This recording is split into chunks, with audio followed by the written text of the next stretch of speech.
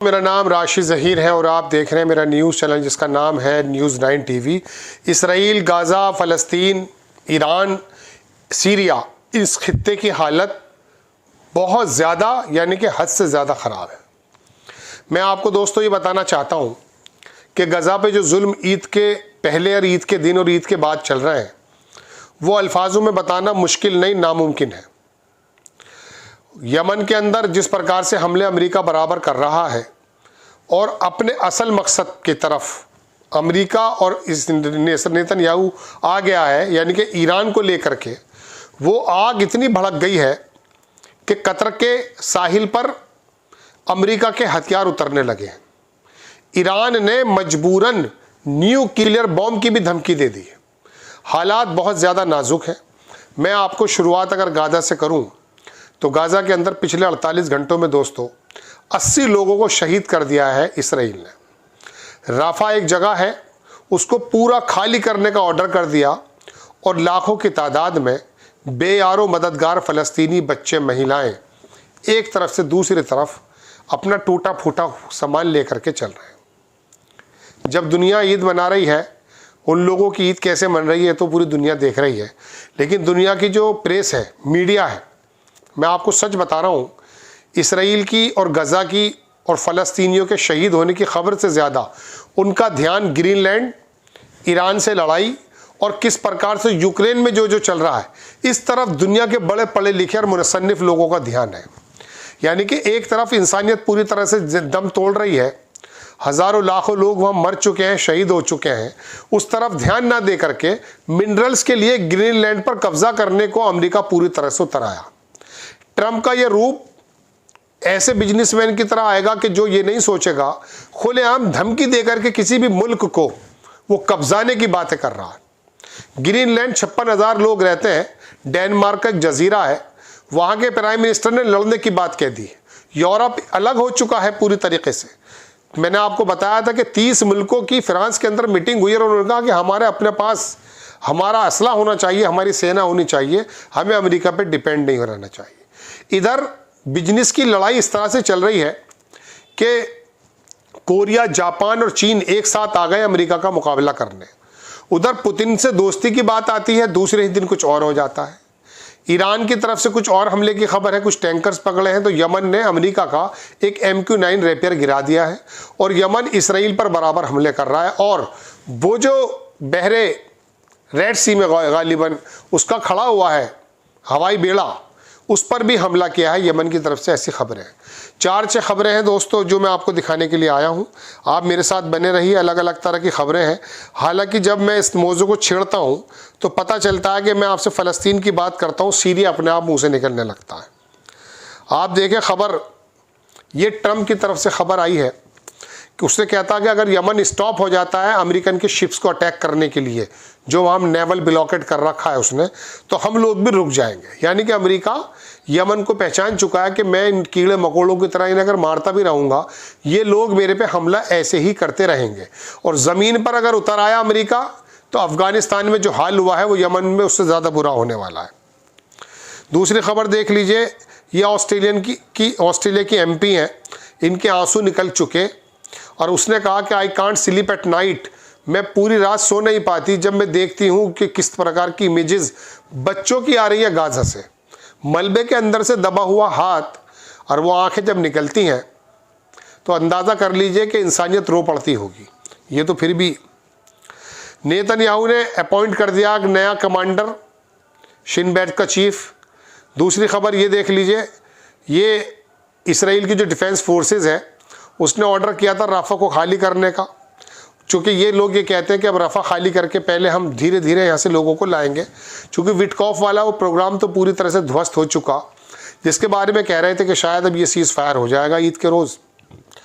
मैंने भी आपसे पहले का अर्ज़ किया था, लेकिन चूँकि इसराइल ने नया मुतबादिल प्लान अमेरिका के सामने रख दिया कि साहब मैं आपकी मर्ज़ी के मुताबिक काम कर रहा हूँ, मैंने जो है वहाँ पर सुरंग उड़ा दी है, 50-60 लोगों के, हमास के लोगों के मारे जाने की खबर भी बताई जाती है, लेकिन ये इसराइल के अखबारों में है।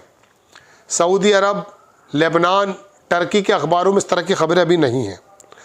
तो बात यह है कि उन्होंने रफ़ा को खाली करना शुरू कर दिया। वो लोग वहाँ पर थोड़ा थोड़े लोगों को लेकर आएंगे, उनका चेकअप करेंगे, मतलब चेक करेंगे कागज़ वगैरह, और तब उनको अंदर करेंगे। इस तरह से वो पूरा का पूरा रफ़ा को, पूरे गज़ा की पट्टी को साफ़ करना चाहते हैं। ये इजिप्ट के अंदर ईद के रोज़ तमाम लोग आ गए और इकट्ठे होकर कहने लगे कि आखिरकार ये जुल्म कब ख़त्म होगा।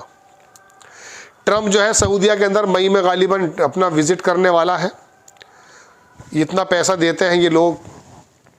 ये खबर देख लीजिए दोस्तों, ये IRGC ईरान की जो रिवोल्यूशन फोर्स है उसके ब्रिगेडियर हैं की तरफ से बयान आया कि अमेरिका का जो डोनाल्ड है उसने जो धमकी दी है ईरान को, वो बिल्कुल मेरे नज़दीक एक मजाक है। और उन्होंने कहा कि अमेरिकन जो मिलिट्री लीडर्स हैं वो प्रोवाइड कर रहे हैं accurate assessment to their government official. अब ये बात ये है कि उसने कहा कि अगर आपने मेरी डील नहीं मानी, न्यूक्लियर डील, तो मैं आप पर ऐसी बमबारी करूंगा कि अब से पहले ईरान ने कभी किसी आंख ने देखी नहीं होगी। ईरान ने कहा हम तैयार बैठे हैं, आप आ जाइए। आप देख लीजिए यूएस के जो वॉर प्लेन है उन्होंने बॉम्बिंग की है रेड सी पर, वेस्ट ऑफ यमन के पास। दूसरी खबर देख लीजिए दोस्तों, ये वो मंत्री है दरिंदा, इसने रेजिग्नेशन दे दिया है, इसके पहले आदमी ने भी दे दिया है। दरअसल इसराइल के अंदर भी कई मुहाज पर लड़ाई चल रही है। एक तरफ वहाँ के जो कानून साज लोग हैं वो अपना मुहिम चला रहे हैं, दूसरी तरफ वह यहूदी जो नहीं चाहते लड़ाई वो चाह रहे हैं। मतलब इसराइल के अंदर वो खबरें आपको नहीं बताई जा रही हैं। वो लोग गज़ा की खबर तो आपको बताते हैं, लेकिन जो इसराइल के अंदर हंगामा मचा हुआ है, 6 जगह बढ़ चुका है इसराइल। ठीक है जनाब, ये खबर मैंने आपको बता दी है। दूसरी खबर देख लीजिए, यमन की जो फोर्स है उसने टारगेट कर दिया यूएस का एयरक्राफ्ट। इसमें कहा कि यमन की आर्मी फोर्स ने बताया कि उसने सक्सेसफुली टारगेट किया E-2 command and control aircraft belonging to the US aircraft carrier USS Harry Truman. ये वहाँ पर बेड़ा खड़ा है, उसका कोई क्राफ्ट को उन्होंने टारगेट किया है। दूसरी खबर देख लीजिए, उन्होंने कहा कि यूएस का जो ऑपरेटेड MQ-9 है ड्रोन, उसको इन्होंने मार गिराया यमन के लोगों ने।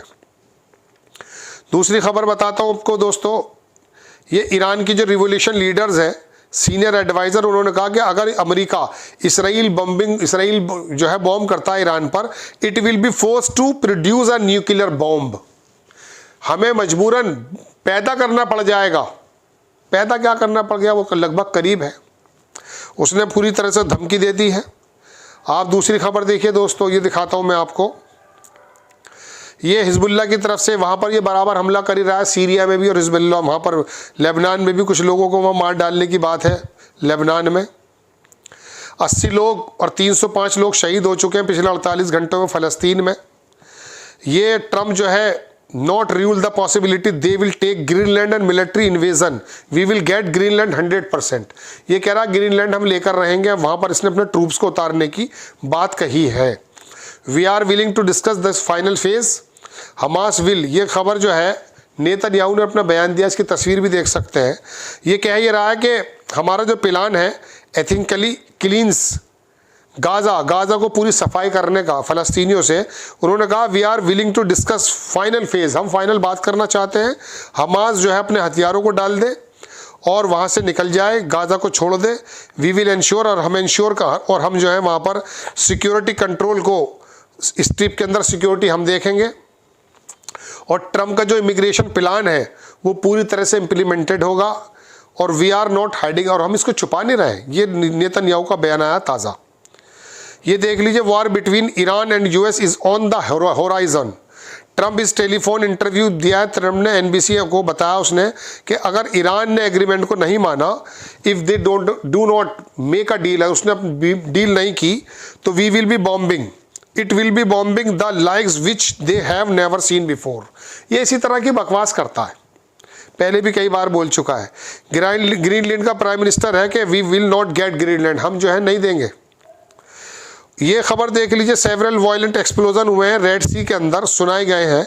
हुतीज ने जो है वहाँ पर हमला किया यूएस का जो नेवी वेसल्स है उस पर, लेकिन वहाँ पर सिर्फ और सिर्फ धमाके सुनाई दिए हैं, अभी पूरा कंफर्म नहीं है।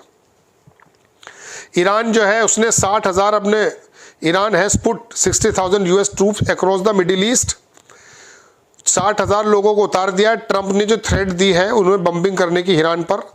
100 of the ballistic missile also ready to be launch at any moment. किसी भी वक्त तैयार हैं, सैकड़ों तरह के बैलिस्टिक मिसाइल मार दिए जाएंगे।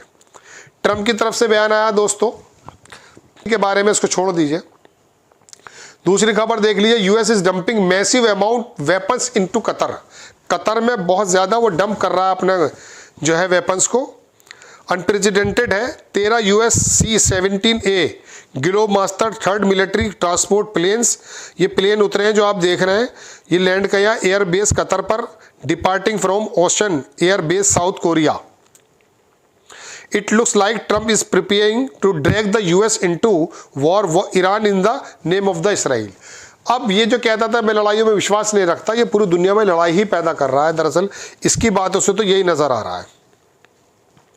ये तीनों लोग एक साथ हो गए इसके ट्रंप के खिलाफ अपनी टैरिफ वार को लेकर के। ईरान ने जो है 2 टैंकरों को पर्शियन गल्फ के अंदर सीज कर दिया है। ये 3 मिलियन लीटर्स लेकर चल रहे थे फ्यूल, इसको पकड़ लिया ईरान ने। और दूसरी खबर दिखाता हूँ मैं आपको, यमन के जो हुती हैं उन्होंने शॉट डाउन कर दिया अमेरिका का MQ-9 Reaper. US is now transferring huge amount weapons to Qatar, ये मैं आपको बता ही चुका हूँ दोस्तों। ईरान तैयारी कर रहा है पूरी तरह से लॉन्च करने की, पहले ही कर सकता है ईरान हमला। Preemptive attack on Diego Garcia US military base, ये एक ऐसा बेस है जहाँ से अफगानिस्तान और तमाम जगह पर अमेरिका लड़ता आया है। उस बेस पर ईरान पहले से ही हमला करना चाहता, ये टेलीग्राफ की रिपोर्ट है। ईरान की जो मिलिट्री कमांडर है उन्होंने इंस्ट्रक्ट किया कि प्रिपेयर तैयारी कर लीजिए, हम लोग डियागो गार्सिया पर पहले ही हमला कर सकते हैं। जाहिर सी बात है जब अमेरिका उसको किसी तरह से प्रवोक कर रहा है तो वो लोग करेंगे क्या। लेकिन बहरहाल दोस्तों बात यह है कि हमास शांत है, यमन पूरी तरह से इसराइल पे हमला कर रहा है।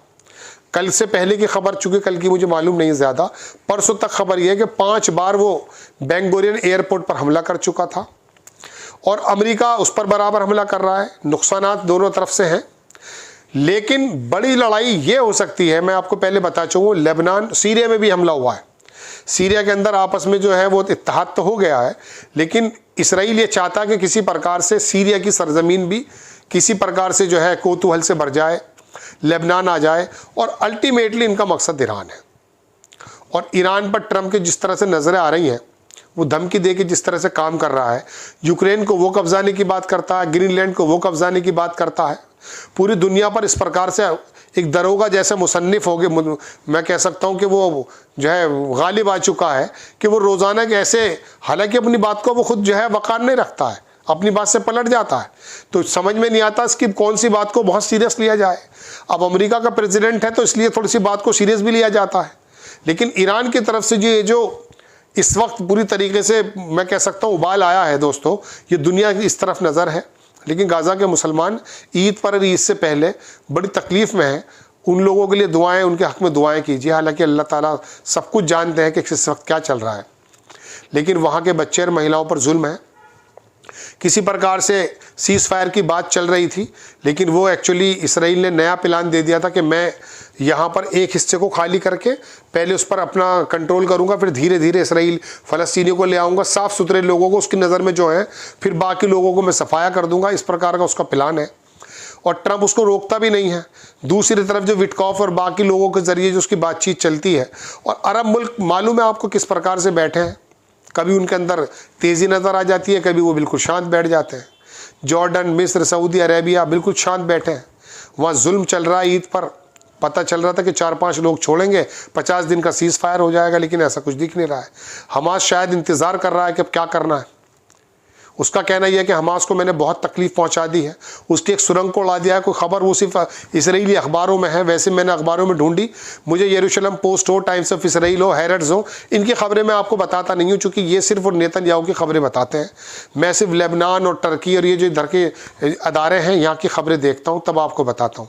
ये टोटल सिनेरियो है जो मैंने आपके सामने रखा है। आपसे गुजारिश है चैनल को सब्सक्राइब करें। इंडिया टॉक न्यूज़ है मेरा दूसरा चैनल, उसको ज़रूर सब्सक्राइब कर लें। इंशाल्लाह नेक्स्ट टाइम हाजिर होता हूँ। जय हिंद।